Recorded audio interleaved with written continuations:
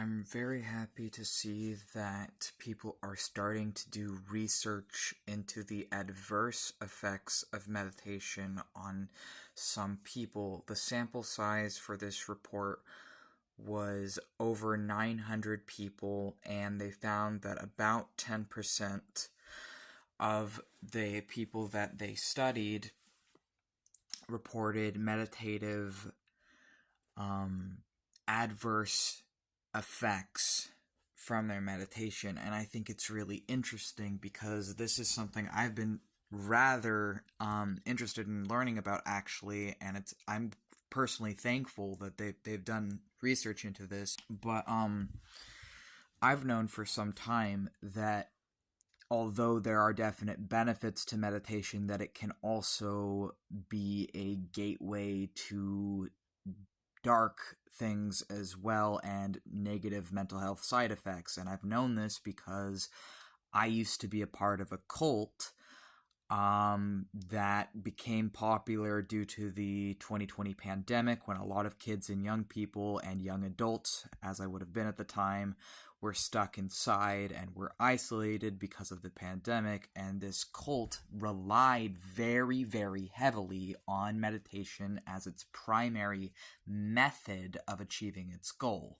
And its goal was to teach people that they could reality shift to another dimension, any world they want outside of this one, and go to any world, fictional or otherwise, outside of themselves by projecting their mind into a sort of astral double or clone in these other universes, and live out multiple lives in these other universes. And at the time, when I was in this cult, I genuinely believed in this as real. I thought it was real, and I thought I was doing it. Now I don't agree with even the term reality shifting, but the method they use to do it is meditation. You do it through meditation, and learning to control your focus and learning to project your focus out into a sort of dissociative trance.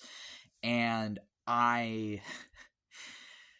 now I just say dissociative trance because I feel like it's more honest.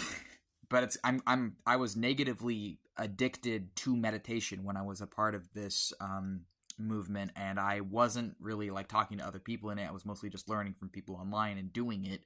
And I was using it to talk to the G-Man from Half-Life and escape from like the abuse that I was living through at the time. And there was downsides, and there was good parts and bad parts, but the bad parts is that it led to spiritual psychosis. My reality deteriorated, and it was all kind of linked to trauma and my depression and other crap that was going on in my life, and I became negatively addicted to meditation. More recently, I am meditating a lot again lately, but I'm doing it in a more constructive and safe way, I feel like. And I still, frankly, am using it to go to other worlds and talk to people. But I no longer see it the way I used to when I was a part of that cult. I don't believe in reality shifting. I don't believe in astral projection anymore. I refuse to see it as going outside into the universe with my mind. That's not how I see it. I see it as I'm going inside of my own minds, plural, and I'm going inside of myself and exploring the universe that exists within my own minds. I also think I can connect my minds to other spirits and then explore their minds that way, but it's still happening inside, not outside. And I actually think that distinction is extremely important, because not having that distinction is what I believe led me to spiritual psychosis before. Since we're also sharing our personal experiences with the downsides to meditation that are seldom talked about, another downside was I was in a different cult that is I don't know if you know about the ancient Egyptian Atonism, but I was part of a very small group of people, almost like a coven of people. It was really only 5 people when I was in it, and me and my partner were like half the cult. But I was part of a group that was dedicated to the oldest monotheistic religion. And a lot of people don't know this, but the oldest monotheistic religion is actually Atonism. It was an Egyptian sun-worshipping cult. And I was part of a small revitalization offshoot of people who were trying to reinstate the Egyptian cult of the Aten. Um, and while I was with these people, the leader of this cult was one of the only other persons I knew at that time who spoke to angels, like in their head, like how I do. So they heard voices that were like angel voices, driving them in their craft. I also do. I don't talk about it as much, but I do see a lot of I do experience that, among other things.